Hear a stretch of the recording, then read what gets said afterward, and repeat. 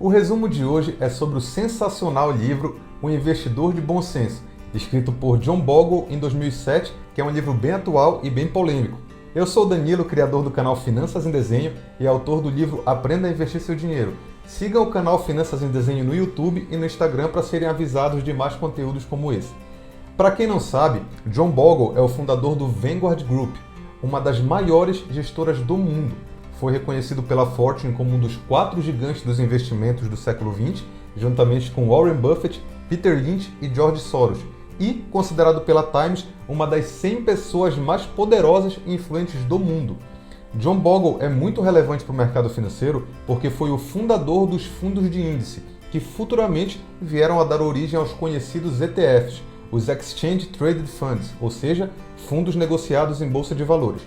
A ideia principal de John Bogle nesse livro é demonstrar com uma série de argumentos sólidos que a maioria dos investidores, principalmente os que não são do mercado financeiro, deveriam investir no mercado de capitais de forma passiva através de fundos de índice de baixo custo, hoje também representados pelos ETFs, apenas replicando os ganhos do mercado como um todo, ao invés de tentarem superar o mercado investindo através de fundos de gestão ativa que buscam ficar o tempo todo comprando e vendendo ativos, buscando altos ganhos. Eu preciso dizer para vocês que os argumentos deles são bem sólidos e convincentes, então acho que vale a pena ouvir. Antes de começar, eu recomendo fortemente que vocês comprem o livro, que foi inclusive traduzido para português recentemente, porque ele tem vários gráficos, estudos e detalhes que eu não vou mencionar nesse resumo, mas que com certeza vão ajudar muito a consolidar o conhecimento que esse livro passa. Reforço também que tentei fazer esse resumo da forma mais neutra possível, expressando apenas o que foi escrito pelo autor, sem inserir minhas opiniões pessoais. Então, vamos ao resumo. O livro começa com uma parábola contada por John Bogle e inspirado em um discurso feito pelo Warren Buffett. É basicamente a história fictícia de uma família rica que possuía todas as ações de todas as empresas dos Estados Unidos e todos enriqueciam juntos através da valorização das empresas e dos dividendos pagos e viviam felizes. Nesse momento surgem os auxiliares, que são pessoas de fora que decidem persuadir alguns dos membros da família, prometendo que poderiam ganhar mais dinheiro se vendessem algumas de suas ações e comprassem as de outros familiares. Esses familiares caem na conversa e resolvem fazer essas operações. Com o tempo, a família percebe que a riqueza está aumentando mais devagar e resolve entender o problema. Ao analisar mais a fundo, percebem que isso aconteceu porque parte dos retornos estavam sendo pagos a esses auxiliares pelo serviço de montar essas estratégias e também como taxas e impostos toda vez que as operações de compra e venda das ações eram realizadas. Esses custos antes não estavam presentes. O sábio ancião da família manda então que todos os familiares se livrem de todos os auxiliares, ficando assim novamente com 100% dos ganhos do mercado e voltando à prosperidade. Ele finaliza dizendo que é exatamente isso que os fundos de índice fazem, nos trazem os retornos do mercado como um todo com custos quase insignificantes. Reforçando esse conceito, Warren Buffett já expressou a seguinte reflexão: para os investidores como um todo, os retornos diminuem conforme aumenta o movimento da carteira.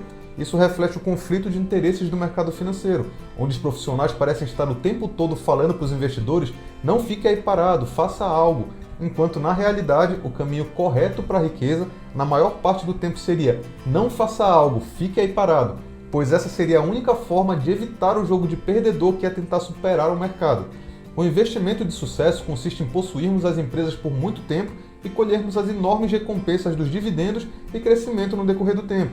Quanto mais movimentamos a carteira, maiores nossos custos com intermediação financeira e impostos. E por isso, um investidor inteligente vai tentar reduzir o máximo possível seus custos. Segundo John Bogle e novamente Warren Buffett, o máximo que os proprietários de ações como um todo conseguem ganhar é o que suas empresas como um todo ganham.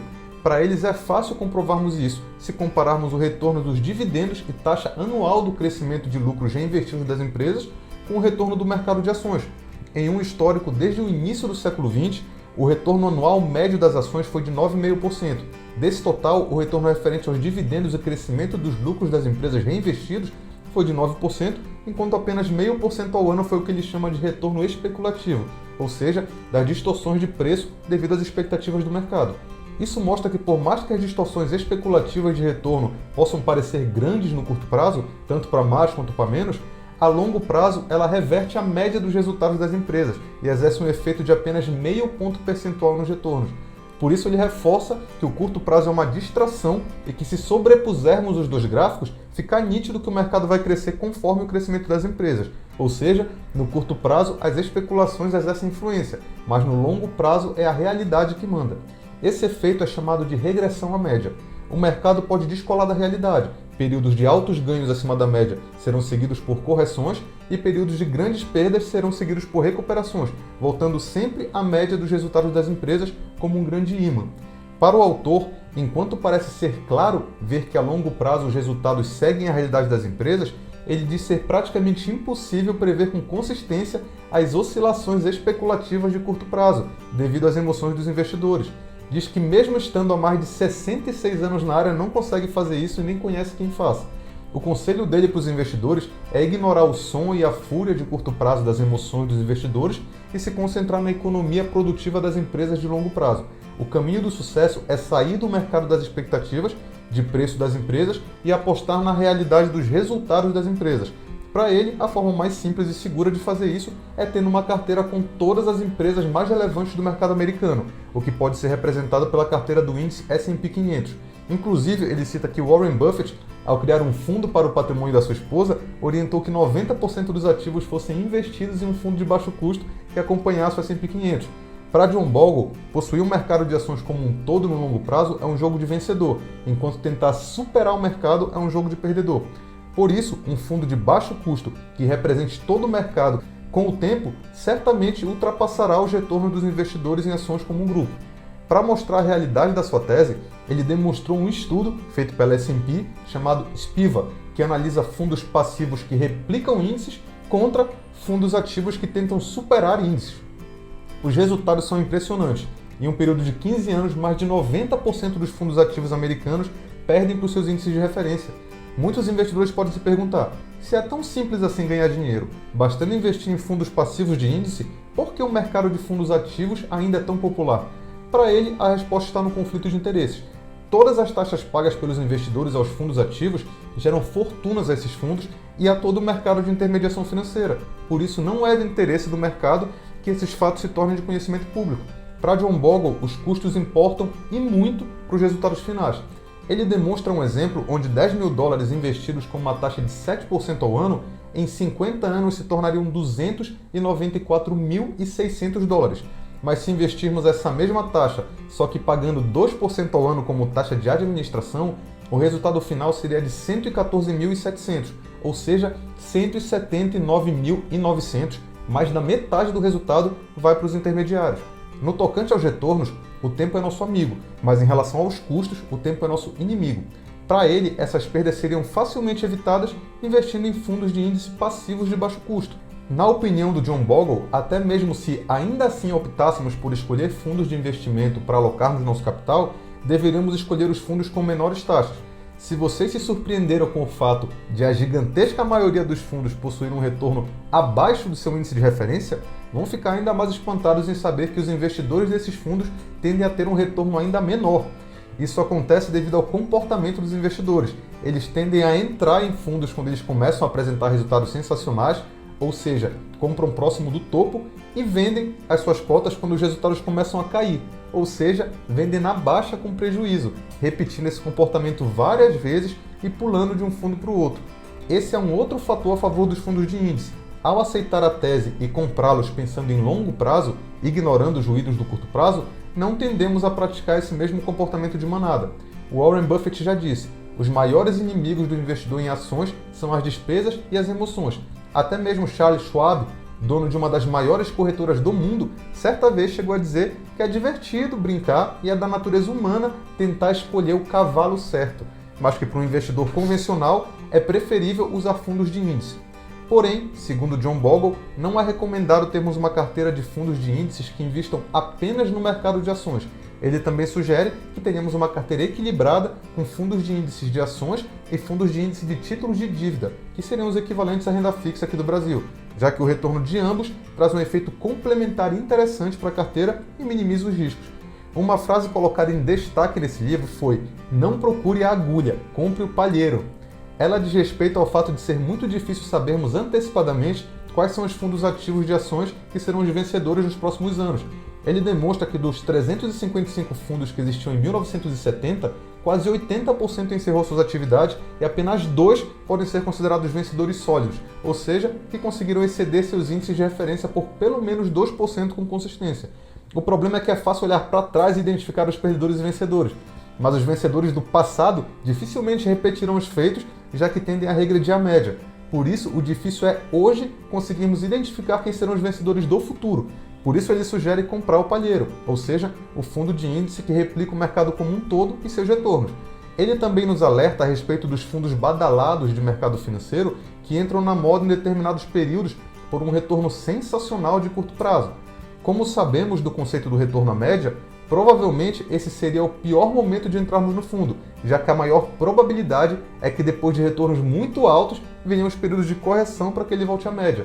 Ele ilustra isso com o desastre da Merrill Lynch, a maior corretora de ações do mundo, que nos anos 2000, no pico da bolha de ações da internet, criou o fundo Internet Strategies, que foi um absoluto sucesso de vendas, atraindo 1,1 bilhão de dólares de investidores, apenas para entregar quase 61% de prejuízo aos seus clientes no mesmo ano e chegando a 86% de prejuízo acumulado no ano seguinte. Desde sua criação, os fundos de índice têm se tornado cada vez mais populares e vários concorrentes para o mesmo índice começaram a surgir no mercado. John Bogle sugere que os investidores usem os com menores custos e oferecidos por gestoras de boa reputação. Uma dúvida de muitos investidores é se a ideia dos fundos de índice funcionaria apenas em mercados mais estáveis e avançados como o americano. A resposta é não. Estudos mostram que ela funciona em qualquer lugar em que já foi implementada, mercados eficientes ou ineficientes, pois a longo prazo a lógica de qualquer mercado é a mesma, ou seja, o retorno do mercado como um todo será o retorno das empresas desse mercado e teremos sempre a regressão à média. Isso foi demonstrado pelo índice S&P de mercados emergentes, que também superou 90% dos fundos ativos desses mercados.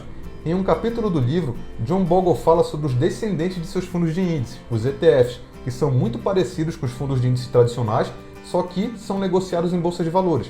Ele nos alerta para tomarmos cuidado, porque com a crescente popularidade das estratégias de replicar índices, existem agora centenas de ETFs sendo criados para replicar novos índices específicos que estão sendo inventados como estratégias de marketing sem nenhum tipo de comprovação de sua eficácia, como, por exemplo, ETFs que seguem índices de setores específicos da economia, como ETFs de tecnologia, por exemplo, ou com algum outro tipo de estratégia que prometa superar a média de mercado sem comprovações históricas razoáveis.